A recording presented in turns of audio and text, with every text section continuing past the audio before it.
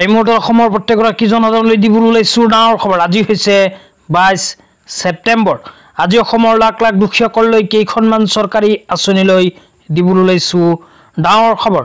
তো যিসকল মানুহে ভিডিঅ'টোত ক্লিক কৰিছে অনুগ্ৰহ কৰি ভিডিঅ'টো স্কিপ নকৰি প্ৰথমৰ পৰা শেষলৈ চাই থাকিব, কিয়নো এইটো ভিডিঅ'ৰ মাজত কৃষকসকলৰ পৰা আৰম্ভ কৰি মহিলাসকললৈ কেইখনমান নতুন খবৰ প্ৰদান কৰিম। তো অনুগ্ৰহ কৰি ভিডিঅ'টো স্কিপ নকৰি প্ৰথমৰ পৰা শেষলৈ চাব আৰু মোৰ চেনেলত নতুন হ'লে প্লিজ চেনেলটো ছাবস্ক্ৰাইব কৰি মোৰ লগত থাকিব। তো বলক ভিডিঅ'টো আৰম্ভ কৰি আজি প্ৰথমটো গুৰুত্বপূৰ্ণ খবৰৰ বিষয়ে বিস্তাৰিত জানি লওঁ। তো আজি প্ৰথমটো গুৰুত্বপূৰ্ণ খবৰ হ'ল কৃষকসকলৰ বাবে। তো কৃষকসকলৰ বাবে ভাৰত চৰকাৰে ঘোষণা কৰিছে এখন বিশেষ আঁচনি। তো আঁচনিখনৰ নাম হ'ল প্ৰধানমন্ত্ৰী ফচল বীমা যোজনা আঁচনি। তো এইখন আঁচনিত যিসকল কৃষকে আবেদন কৰিব, আবেদন কৰাৰ পিছত নিজৰ খেতিডৰা যদি কোনো প্ৰাকৃতিক দুৰ্যোগৰ ফলত ক্ষয় ক্ষতি হয় তেন্তে লগে লগে বেংক একাউণ্টত লাভ কৰিব ক্ষতিপূৰণ।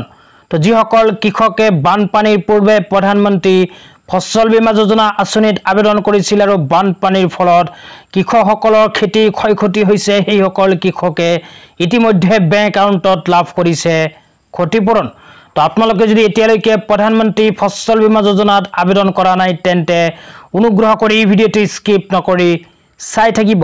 তো আঁচনিখনৰ বিষয়ে ইয়াতে কি লিখা আছে, কোনবোৰ ক্ষেত্ৰত কৃষকসকলে প্ৰধানমন্ত্ৰী ফচল বীমা যোজনা আঁচনিত আবেদন কৰাৰ পিছত নিজৰ খেতিডৰাৰ ক্ষয় ক্ষতি কি কি ক্ষেত্ৰত লাভ কৰিব, এতিয়া আপোনালোকক বিতংভাৱে জনাই দিছোঁ।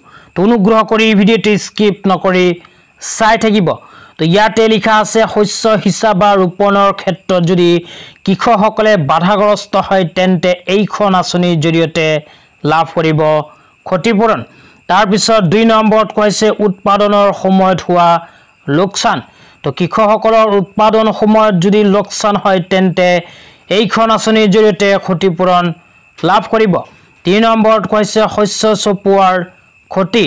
4 নম্বৰত কৈছে অঞ্চল ভিত্তিক দুৰ্যোগৰ ফলত হোৱা ক্ষতি। তো কৃষকসকলে এইখন আঁচনিত আবেদন কৰাৰ পিছত যদি কোনো প্ৰাকৃতিক দুৰ্যোগৰ ফলত কৃষকসকলৰ খেতিডৰাৰ ক্ষয় ক্ষতি হয় তেন্তে চৰকাৰৰ ফালৰ পৰা তথা নিৰ্দিষ্ট বীমা কোম্পানীৰ ফালৰ পৰা লাভ কৰিব ক্ষতিপূৰণ। তো আপোনালোকে যদি প্ৰধানমন্ত্ৰী ফচল বীমা যোজনা আঁচনিৰ বিষয়ে সবিশেষ জানিব বিচাৰে তেন্তে 180018015551 তো এইটো ফোন নম্বৰত ফোন কৰি আপোনালোকে প্ৰধানমন্ত্ৰী ফচল বীমা যোজনা আঁচনিৰ আবেদন সম্পৰ্কে বা আঁচনিখনত কি কি ক্ষেত্ৰত ক্ষতিপূৰণ লাভ কৰিব, ক'ত গৈ আবেদন কৰিব লাগিব সবিস্তাৰে জানিব পাৰিব। ইয়াৰ লগতে আপোনালোকে যদি নিজৰ অঞ্চলতে আবেদন কৰিব বিচাৰে তেন্তে আপোনাৰ অঞ্চলত বা আপোনাৰ জিলাখনক কোনখন বীমা কোম্পানীৰ আণ্ডাৰত চৰকাৰে নিৰ্দিষ্টকৈ ধাৰ্য কৰিছে সেইখন বীমা কোম্পানীৰ কাৰ্যালয়ত গৈও কিন্তু আপোনালোকে কৰিব পাৰিব প্ৰধানমন্ত্ৰী ফচল বীমা যোজনা আঁচনিত আবেদন। তো যিসকল মানুহে প্ৰধানমন্ত্ৰী ফচল বীমা যোজনা আঁচনিত আবেদন কৰিব বিচাৰে সেইসকল মানুহে ভিডিঅ'টোৰ কমেণ্ট বক্সত কমেণ্ট কৰি জনাই দিব। তো এতিয়া আপোনালোকক দিবলৈ ওলাইছোঁ আজি দ্বিতীয়টো খুবেই গুৰুত্বপূৰ্ণ খবৰ। তো অনুগ্ৰহ কৰি ভিডিঅ'টো স্কিপ নকৰি চাই থাকিব। তো আজি দ্বিতীয়টো গুৰুত্বপূৰ্ণ খবৰ হ'ল 25,000 টকালৈ। তো অসম চৰকাৰে আয়োজন কৰিছে এখন বিশেষ প্ৰতিযোগিতা। তো এইখন প্ৰতিযোগিতাত যদি অংশগ্ৰহণ কৰে তেন্তে আপোনাৰ বেংক একাউণ্টত 25,000 টকা পৰ্যন্ত লাভ কৰিব পাৰে। তো কি প্ৰতিযোগিতা আপোনালোকক বিতংভাৱে জনাই দিছোঁ। তো ইয়াতে লিখা আছে অসম নগৰ আন্তঃগাঁথনি উন্নয়ন আৰু বিত্ত নিগম লিমিটেডৰ বাবে লগৰ ডিজাইনিং প্ৰতিযোগিতা। তো অসম চৰকাৰে এখন লগৰ ডিজাইনিং প্ৰতিযোগিতাৰ আয়োজন কৰিছে। তো এইখন প্ৰতিযোগিতাত যদি আবেদন কৰে তেন্তে 25,000 টকাৰ নগদ পুৰস্কাৰ লাভ কৰিব পাৰে। তো তাৰপিছত লিখা আছে অংশগ্ৰহণৰ অন্তিম তাৰিখ 25 ছেপ্টেম্বৰ 2024।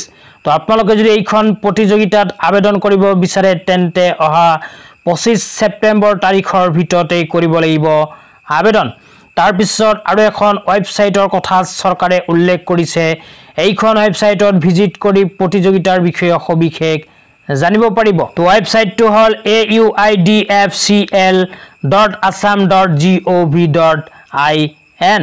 তো এইখন অফিচিয়েল ৱেবছাইটত ভিজিট কৰি প্ৰতিযোগিতাৰ বিষয়ে সবিশেষ জানিব পাৰিব তো এতিয়া আপোনালোকক দিবলৈ লৈছো আজি তৃতীয়টো খুবেই গুৰুত্বপূৰ্ণ খবৰ তো অনুগ্ৰহ কৰি এই ভিডিঅ'টো স্কিপ নকৰি চাই থাকিব তো আজি তৃতীয়টো গুৰুত্বপূৰ্ণ খবৰ হল প্ৰধানমন্ত্ৰী উজ্জ্বলা যোজনালৈ তো যিসকল মহিলাৰ নাম ৰেচন কাৰ্ডত অন্তৰ্ভুক্ত হৈ আছে সেই সকল মহিলাই কৰিব পাৰিব আবেদন প্ৰধানমন্ত্ৰী উজ্জ্বলা যোজনাত তো প্ৰধানমন্ত্ৰী উজ্জ্বলা যোজনা যদি আবেদন কৰে তেন্তে চৰকাৰৰ ফালৰ পৰা সম্পূৰ্ণ ফ্ৰীতে লাভ কৰিব এলপিজি কানেকশ্যন তো কোনবোৰ মহিলাসকলে আবেদন কৰিব পাৰিব কি সুবিধা লাভ কৰিব এতিয়া আপোনালোকক বিতংভাৱে জনাই দিছো তো অনুগ্ৰহ কৰি ভিডিঅ'টো স্কিপ নকৰি চাই থাকিব তো ইয়াতে এক নম্বৰতে কোৱা হৈছে ফেমিলিজ ইন বিপিএল বিলো পভাৰ্টি লাইন তো যিসকল পৰিয়ালে বিপিএল কেটেগৰীত অন্তৰ্ভুক্ত আৰু ৰেচন কাৰ্ড আছে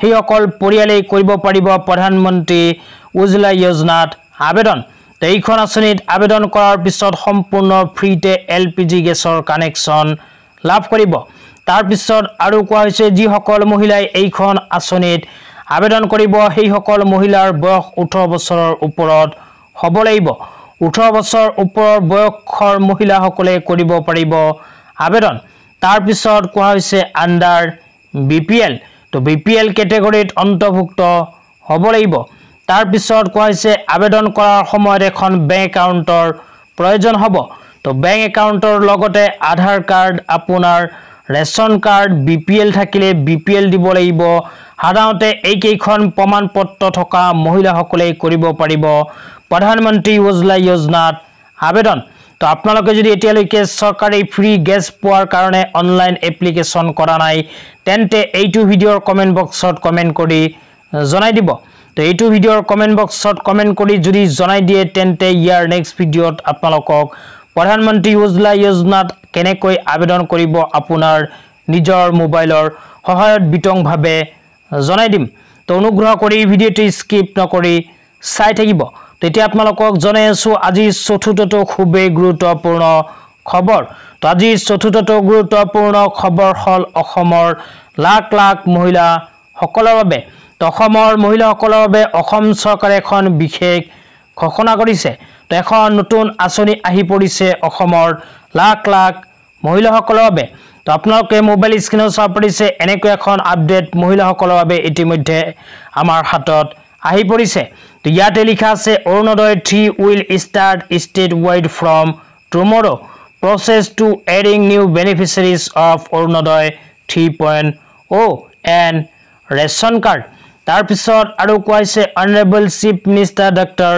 Himanta Biswa Sarma will organise the aspirant scheme of Assam government tomorrow Arunodaya 3.0 the process of adding new beneficiaries of 3.0 and ration card will start virtually across Assam তো অসম চৰকাৰে ইতিমধ্যে অসমৰ লাখ লাখ মহিলাসকলৰ বাবে ঘোষণা কৰিছে দুখন বিশেষ আঁচনি তো প্ৰথমখন আঁচনি হল অৰুণোদয় 3.0 আঁচনি তো এইখন আঁচনিৰ লগতে যিসকল দুখীয়া মহিলাসকলে এতিয়ালৈকে নিজৰ নাম ৰেচন কাৰ্ডত অন্তৰ্ভুক্ত কৰিব পৰা নাই সেই সকল মহিলাৰ বাবে নতুনকৈ আৰম্ভ কৰিছে ৰেচন কাৰ্ডৰ আবেদন তো আপোনালোকে যদি অৰুণোদয় 3.0 আৰু ৰেচন কাৰ্ডৰ বাবে আবেদন কৰিব বিচাৰে তেন্তে অহা 15 অক্টোবৰ তাৰিখৰ ভিতৰতে কৰিব লাগিব আবেদন তো ৰেচন কাৰ্ডৰ আবেদনৰ অন্তিম সময়সীমা কিন্তু অসম চৰকাৰে ইতিমধ্যে প্ৰকাশ কৰিছে